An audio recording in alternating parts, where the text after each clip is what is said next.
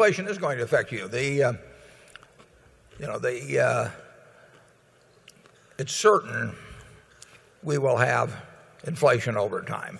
Paul Volcker got very upset the other day and spoke out about 3 weeks ago, I guess, when he read that a majority of the Federal Open Market Committee had sort of targeted 2% inflation as the number. And Volcker, who came in when inflation was raging and saw the problems of stopping it when it got a momentum of its own, said, 2% sounds great, but in a generation it cuts away purchasing power by 50%. He was got kind of a long generation there, but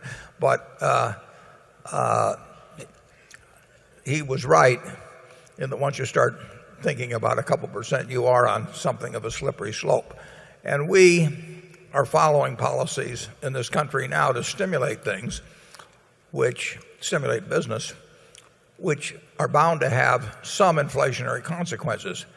And to the extent that we borrow money from the rest of the world, it would be very human on the part of politicians in the future to decide that they would rather pay the rest of the world back in dollars that are worth far less than the dollars they borrowed. I mean, it's the classic way of reducing the impact and cost of external debt, and we're building up a lot of external debt.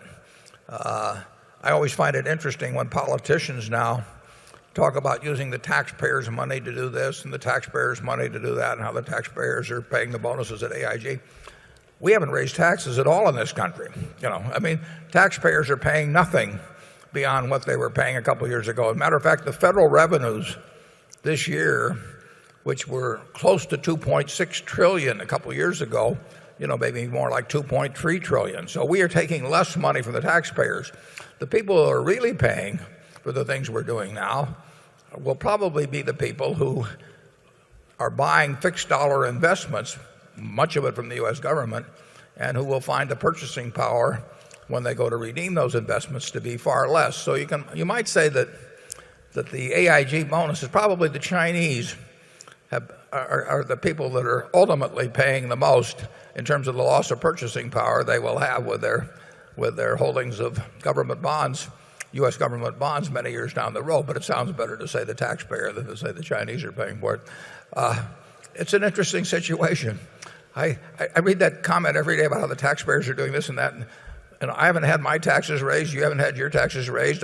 They're giving me $250 back here pretty soon. The taxpayers haven't paid anything so far, and my guess is that the ultimate price of much of this will be paid by a shrinkage in the real value of fixed dollar investments down the road. And that will be the easiest thing to do, and if it's the easiest thing to do, it's the most likely thing to have happen. So you will see plenty of inflation. Now, the best protection against inflation is your own earning power. If you're the best teacher, if you're the best surgeon, if you're the best lawyer, whatever it may be, you will command a given part of other people's production of goods and services, no matter what the currency is, whether it's seashells or Reichsmarks or dollars. So your own earning power is the best by far. If you're the best journalist, whatever it may be, you will get your share of the national economic pie, regardless of the value of whatever the currency may be as measured against some earlier standard. The second best protection is a wonderful business.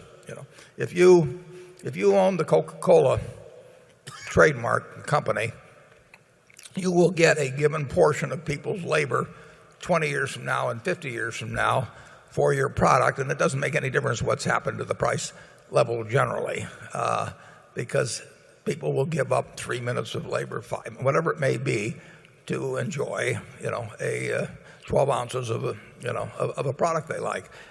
So those are the great assets, your own earning power first, and then the earning power of a wonderful business that does not require heavy capital investment.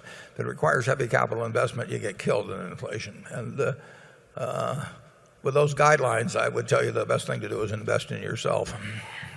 Charlie? Yes, the young man should become a brain surgeon and invest in Coca-Cola instead of government bonds.